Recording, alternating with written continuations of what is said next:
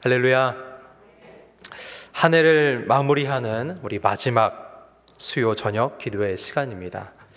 우리 옆에 계신 분과 함께 한번 인사해 보실까요?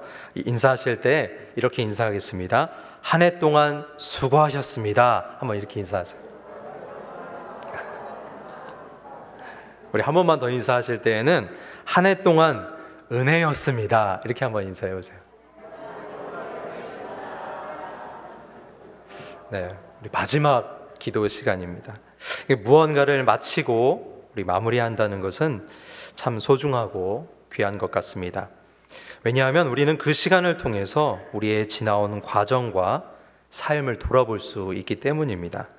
이와 같은 시간들이 없으면 이것은 그저 잊혀지는 것이지만 만약에 우리가 다시 돌아보게 된다면 그 소중한 시간들을 마음에 새길 수 있습니다.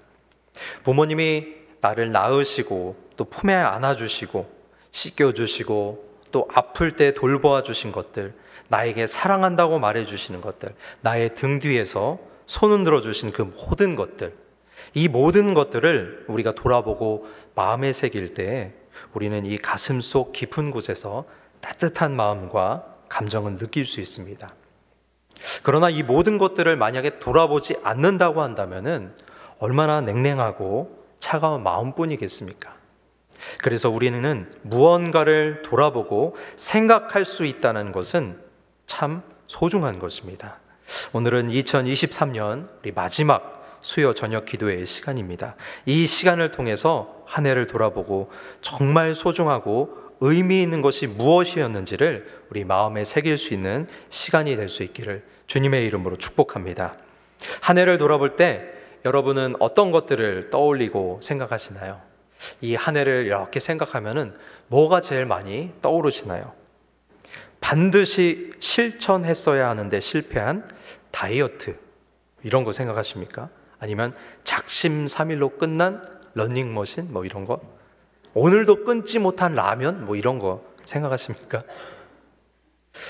어딘가를 꼭 갔어야 했는데, 어떤 자격증을 땄어야 했는데, 그 사람을 꼭 만났어야 했는데, 그것을 반드시 이루었어야 했는데, 이와 같은 많은 것들, 우리는 한 해를 돌아보면 반드시 이루고자 했던 것을 이루지 못했음을 많이 돌아봅니다. 내가 원하고 계획하고 바라던 것들을 이루지 못했음을 많이 돌아보게 된다는 것입니다.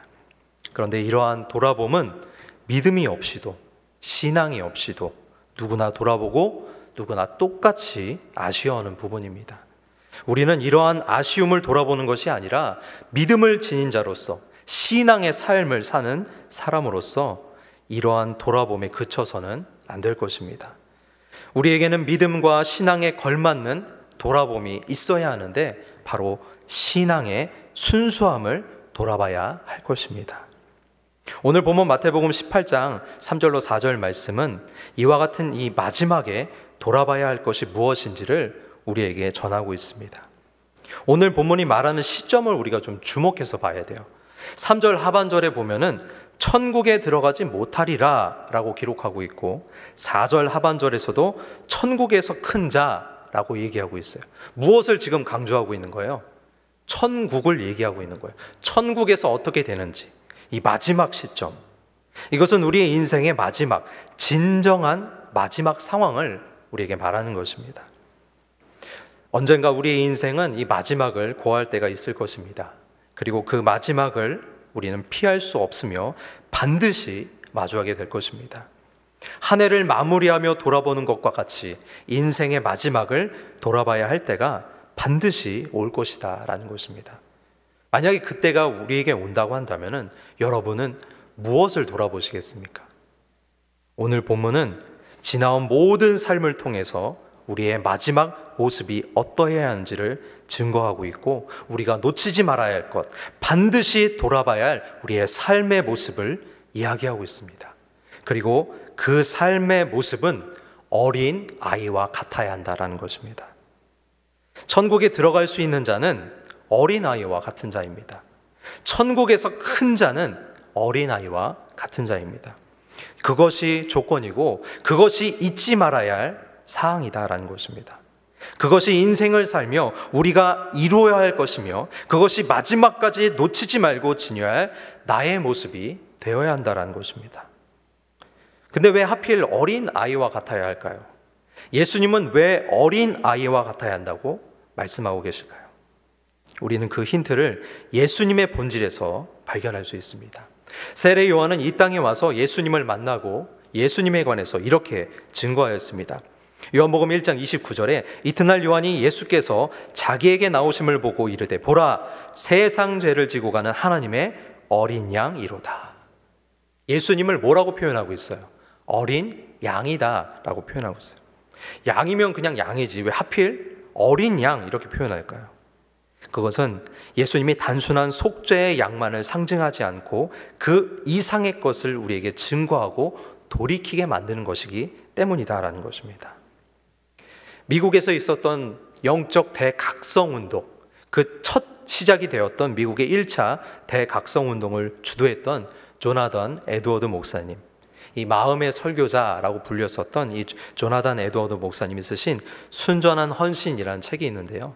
이 조나단 에드워드 목사님이 여기서 왜 그리스도를 하나님의 어린 양으로 일컬었을까? 그 이유가 무엇일까를 세 가지로 우리에게 얘기합니다. 첫 번째는 그분의 본성이 순결하고 결백하시기 때문이다 라고 얘기하고 있고, 두 번째는 그분의 성품이 온유하고 고난을 인내하셨기 때문이다. 세 번째는 양들 특히 유월절 양을 희생 제물로 드리는 행위가 상징하는 속죄를 이루셨기 때문이다 라고 얘기하고 있어요.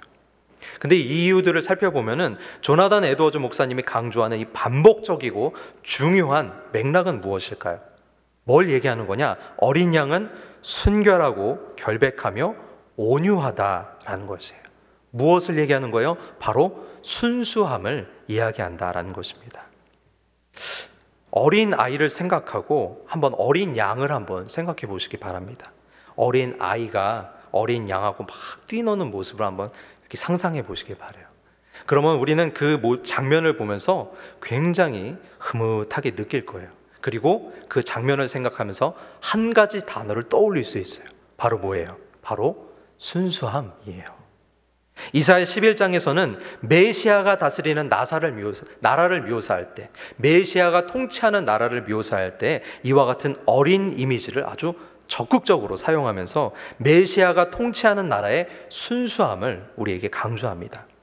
이사야 11장 6절로 8절까지 말씀해 보면은 그때의 이리가 어린 양과 함께 살며 표범이 어린 염소와 함께 누우며 송아지와 어린 사자와 살찐 짐승이 함께 있어 어린 아이에게 끌리며 염소와 곰이 함께 먹으며 그것들의 새끼가 함께 엎드리며 사자가 소처럼 풀을 먹을 것이요 젖 먹는 아이가 독사의 구멍에서 장난하며 젖된 어린 아이가 독사의 굴에 손을 넣을 것이라. 어린 아이와 어린 이미지, 이것을 강조하고 있어요. 어린아이와 어린 이미지는 바로 우리에게 순수함을 강조하고 이것을 이야기하는 것입니다.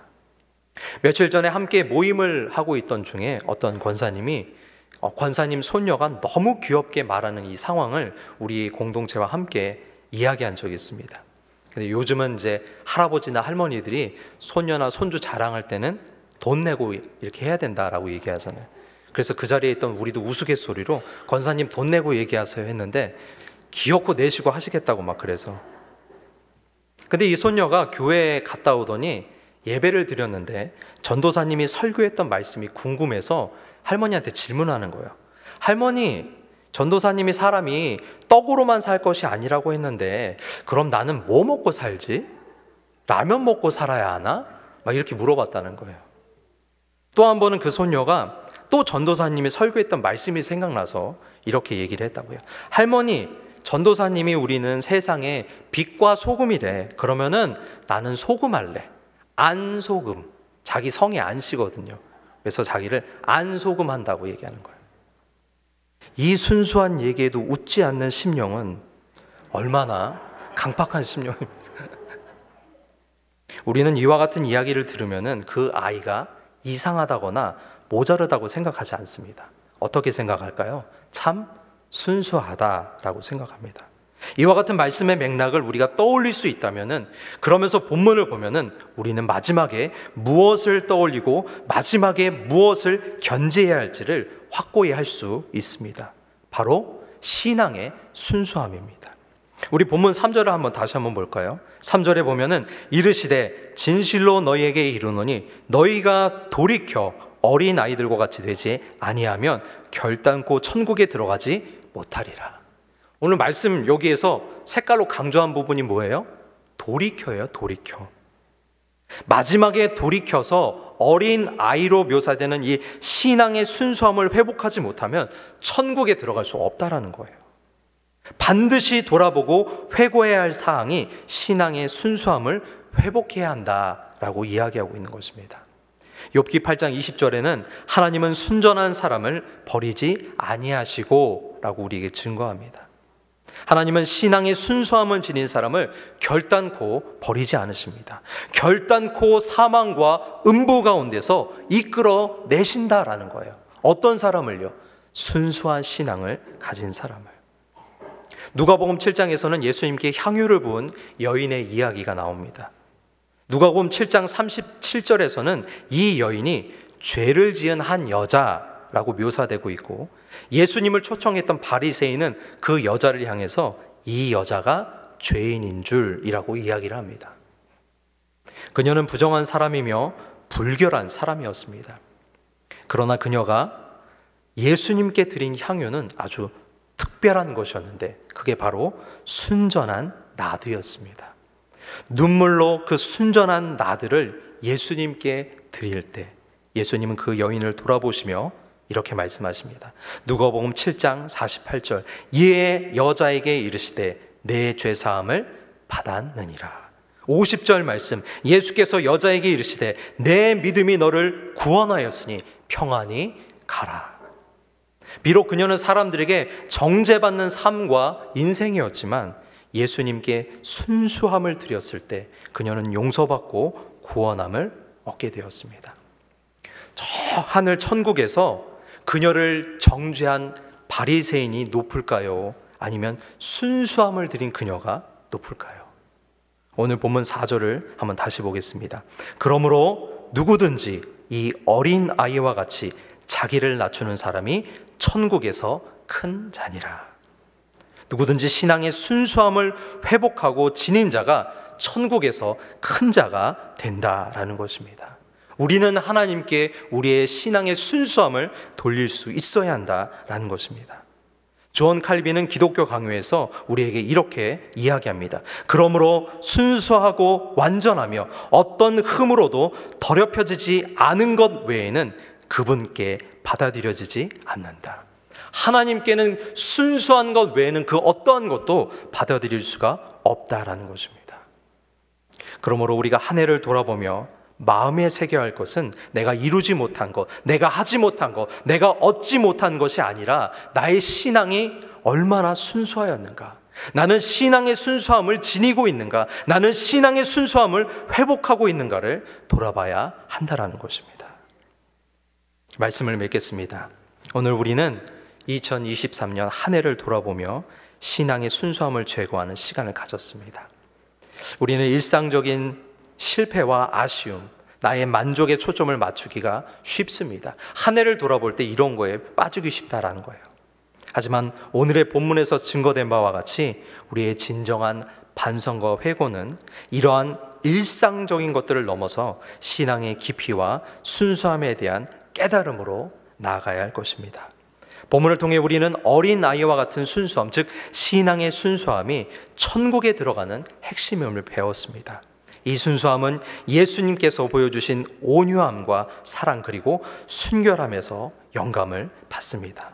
이러한 깊은 깨달음을 통해 우리는 신앙의 순수함을 회복하고 지키는 것이 얼마나 중요한지를 마음에 새길 수 있습니다.